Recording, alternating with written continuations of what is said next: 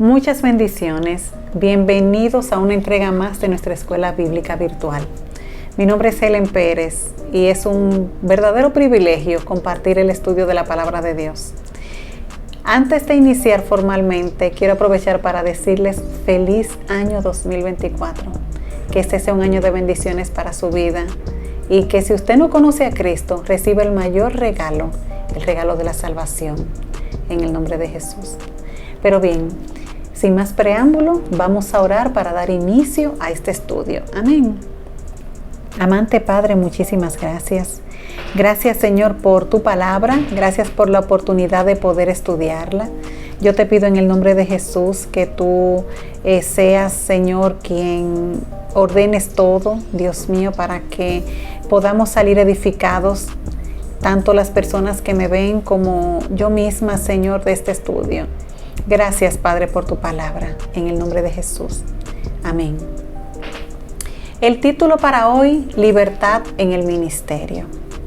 Y la verdad central dice, el ejemplo de Pablo en el desempeño de su ministerio nos muestra que se debe hacer uso de las libertades que confiere una posición de liderazgo.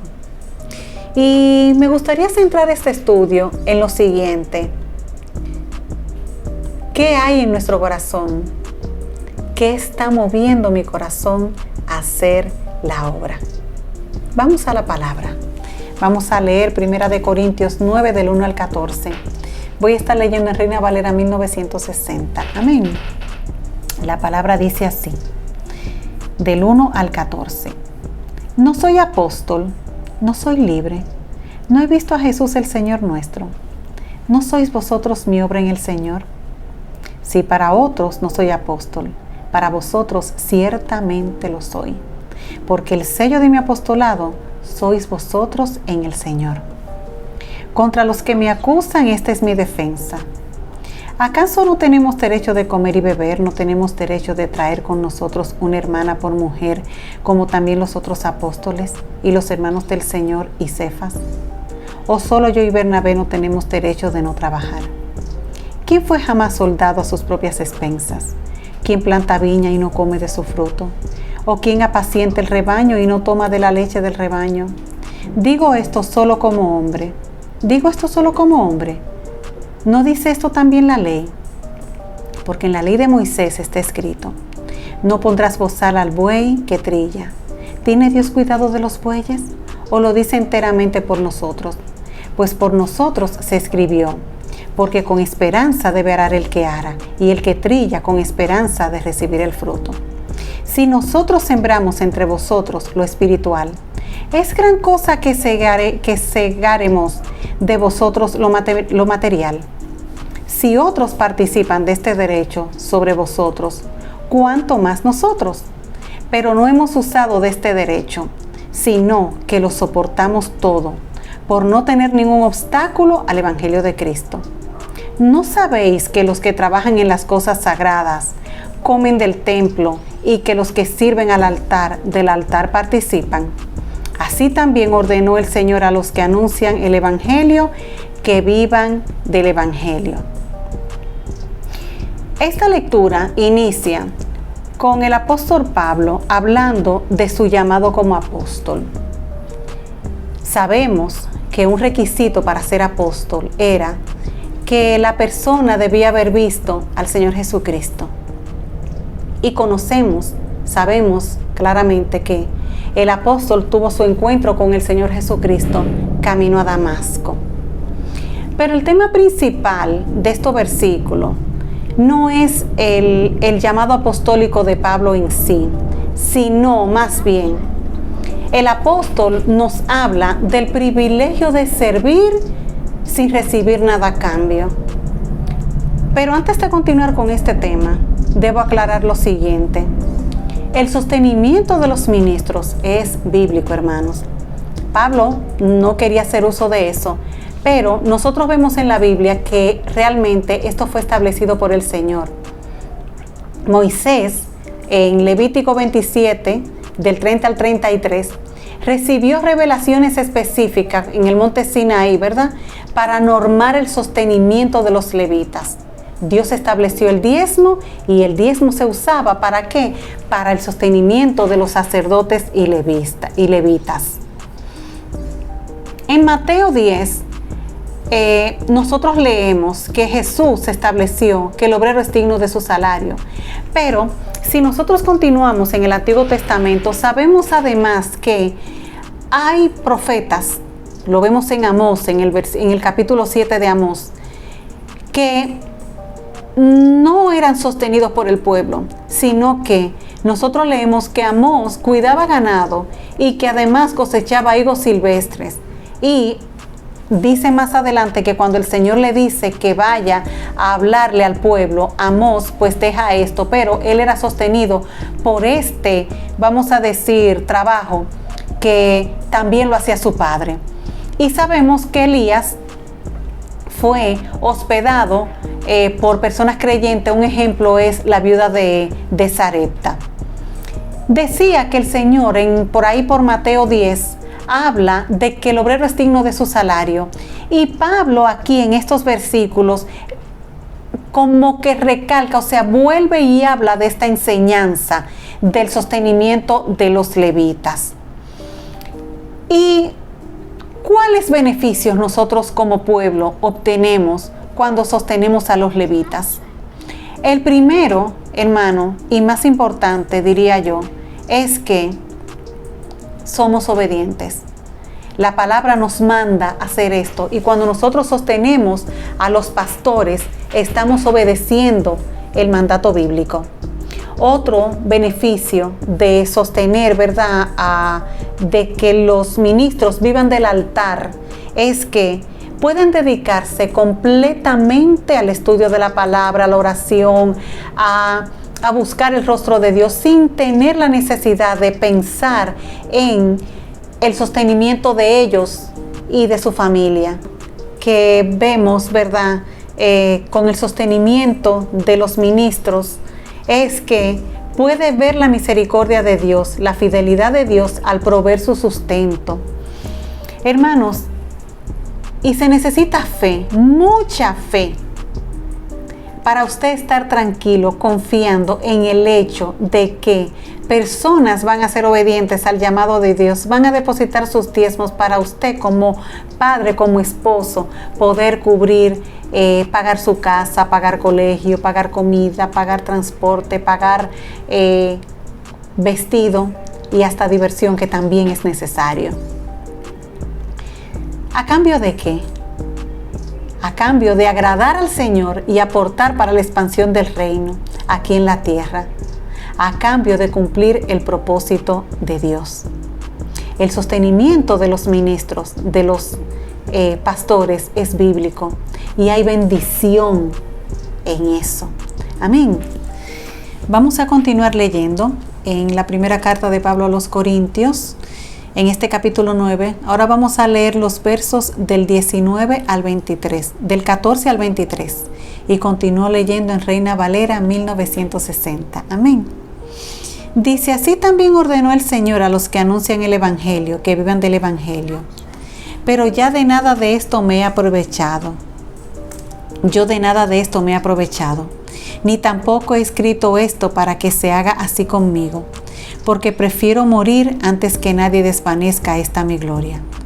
Pues si anuncio el Evangelio no tengo por qué gloriarme, porque me es impuesta necesidad, y ay de mí si no anunciar el Evangelio.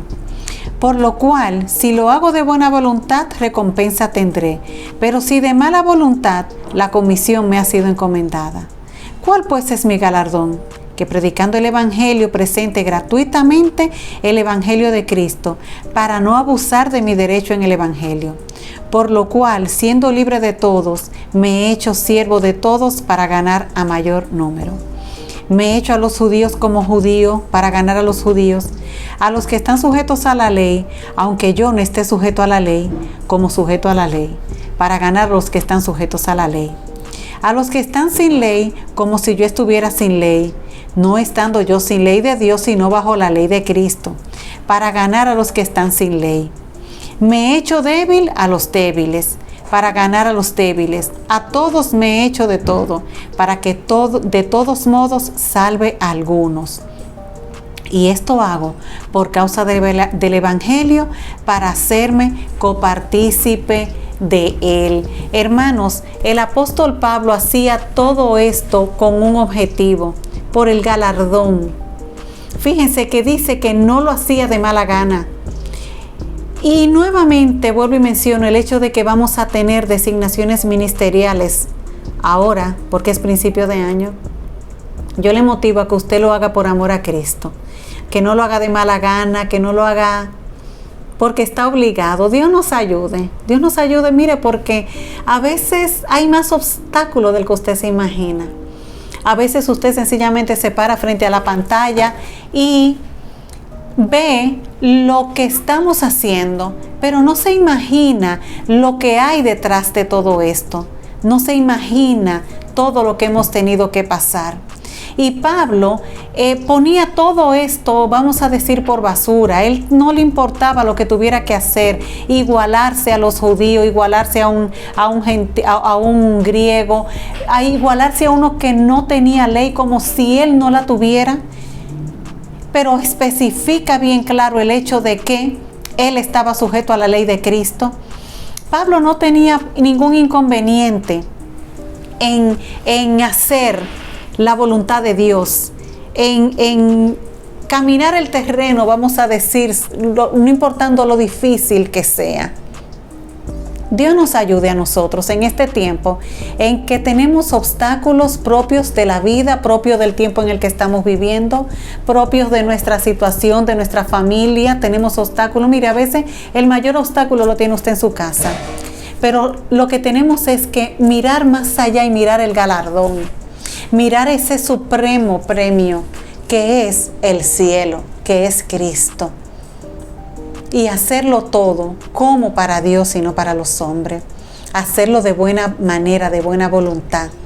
Y ahorita hablaba del hecho de que los ministros bíblicamente son sostenidos por el pueblo, vamos a decir, comen del altar. Ese término, ¿verdad?, significa que son sostenidos por las ofrendas, por los diezmos. Pero eso tampoco debe ser lo que nos mueva. Un verdadero ministro del Dios Altísimo no debe ser movido por recibir beneficios. Lamentablemente vemos que a diario noticias y cosas de personas que lo hacen así.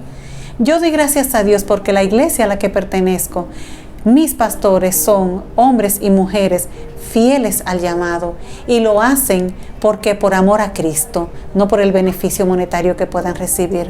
¿Por qué? Porque de hecho todo el dinero del mundo no da para pagar, hermano, con una gente que no es familia suya.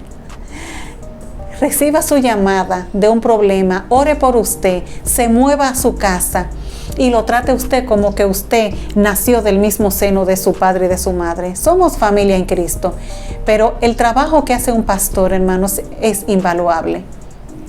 Entonces, qué bueno para los que estamos en una iglesia donde los pastores lo hacen por vocación, por llamado y no por interés.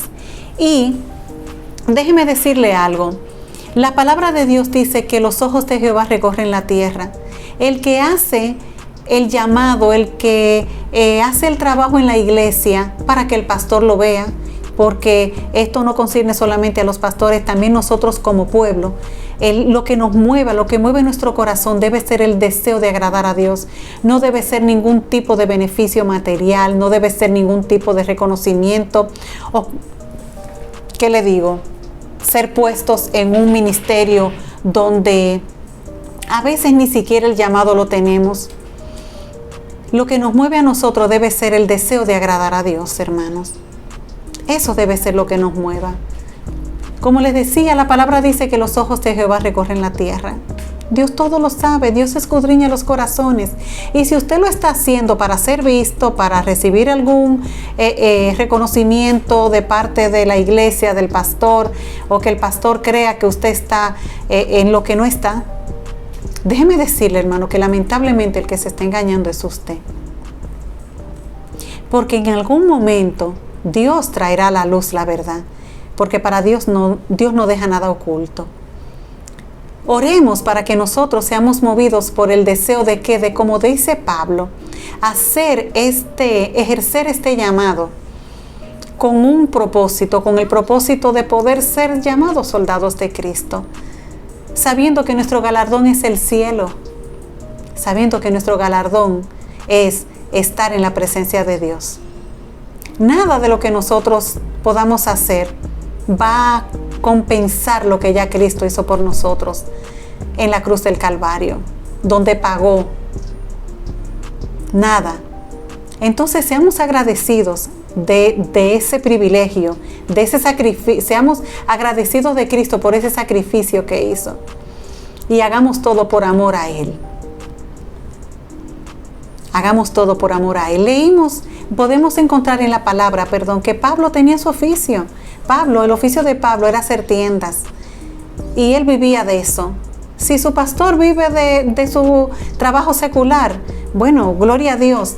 Pero hermano, que no le pese cuando el pastor decida que va a vivir del altar, porque es bendición para usted, es bendición para el pueblo y es bíblico.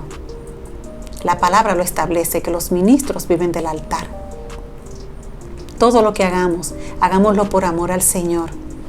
Decía en la clase pasada que cada año nuevo es una nueva oportunidad que nosotros tenemos de poder comenzar de la manera en que al Señor le agrada. Es un nuevo año. Si usted lo estaba haciendo por buscar reconocimiento o erróneamente creía que esto es una carrera, que lo que buscamos es nombramiento, déjeme decirle que tiene la oportunidad de, en este nuevo año, cambiar de rumbo y comenzar a caminar en el camino correcto. Dios nos ayude. Seamos como Pablo, que no le importaba qué tan difícil fuera el camino, qué tan difícil fuera la persona que tenía al frente. Él le buscaba la vuelta, como decimos los dominicanos. Busquémosles la vuelta a las asignaciones que se nos han hecho en la iglesia y seamos obedientes al llamado que Dios nos ha hecho. Amén. Oremos. Amante Padre y Dios, muchas gracias por tu palabra. Gracias por el llamado que tú nos has hecho, Señor. Gracias por la oportunidad de poder servirte. Gracias, Señor, porque esto es un privilegio. Ya el hecho de poder servirte es la recompensa y saber que estaremos contigo en el cielo, Señor, ese es el galardón. Gracias, Señor. Ayúdanos a hacer con gozo, con amor, con disposición, con excelencia cada una de las funciones, cada uno de las responsabilidades que nos son puestas en la iglesia. Ayúdanos, Señor. Ayúdanos a hacerlo como para ti, que eres un Dios excelente y no para los hombres. Ayúdanos, Padre. Y gracias por tu palabra. Gracias por la iglesia donde tú nos has puesto, Señor. Gracias por la Congregación Cristiana Puerta Abierta. Bendice a cada uno de los pastores, Señor. Y gracias por la integridad de cada uno de ellos, Señor. Gracias, Señor. En el nombre de Jesús. Amén. Bien, hermanos, muchísimas gracias por quedarse hasta ahí. Nueva vez le digo feliz año 2024. Que este sea un año bueno en el nombre de Jesús. Muchas gracias. Será hasta una próxima entrega. Dios les bendiga.